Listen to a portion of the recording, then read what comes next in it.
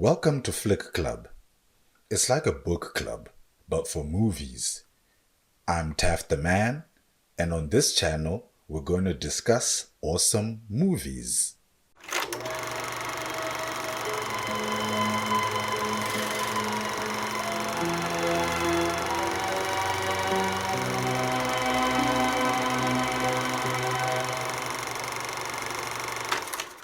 On the 17th of February, Hollywood actor Gene Hackman and his wife were found dead at their Santa Fe home.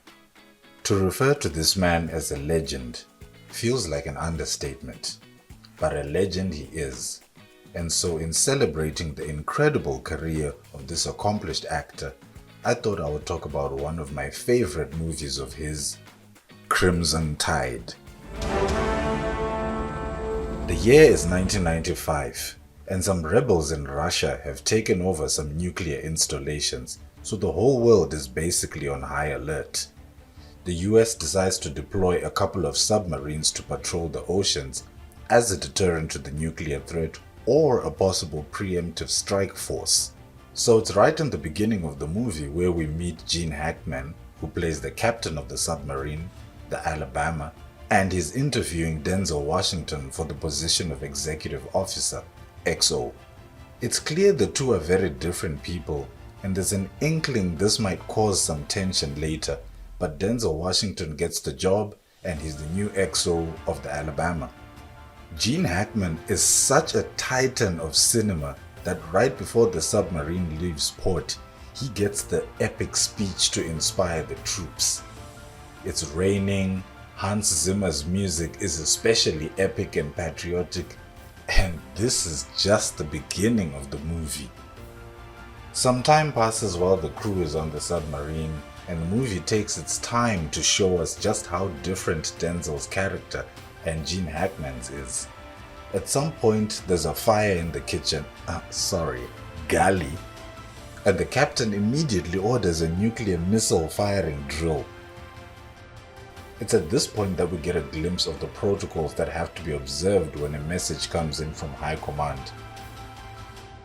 It turns out that a submarine captain cannot fire a nuclear missile unless both he and the XO agree that the message containing the order is authentic. I agree. Message is authentic. This is a critical piece of information. The Alabama receives a message with an order to launch missiles on a Russian base. Before they can execute the order, they find themselves in a game of hide and seek with the Russian submarine, which eventually attacks them, and in trying to escape they dive deep.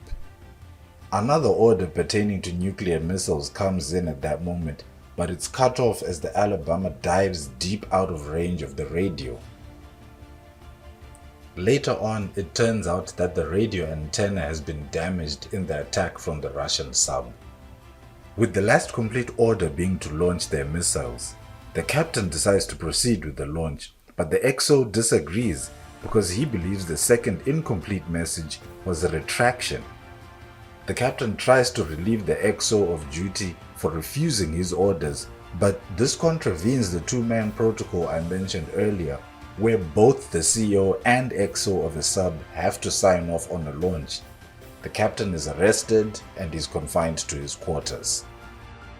I don't want to spoil the movie for you all, so let's just say that tense state of affairs is basically the backbone of the movie.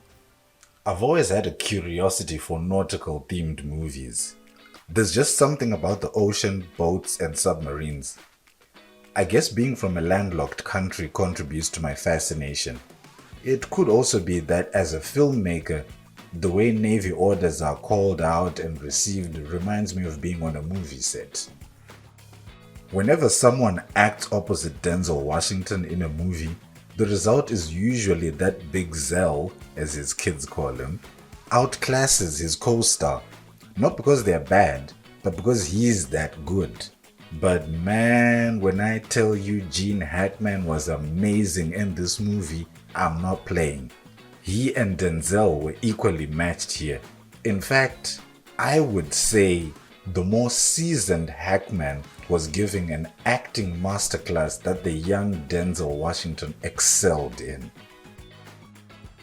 Hans Zimmer won a Grammy for the main theme of Crimson Tide, so you know that soundtrack was banging.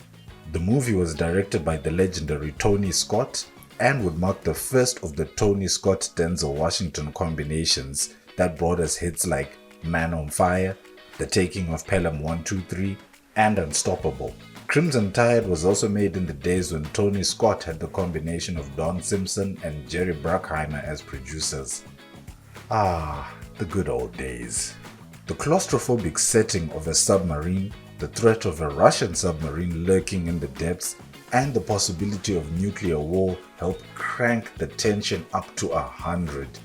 You'd be surprised how little action there is in this movie, but you'll be on the edge of your seat throughout. R.I.P. Gene Hackman. If you like the content I make here, support the channel by subscribing. And don't forget to drop a like when you find a video that you like. Also, invite family, friends, and other movie lovers to subscribe to the channel.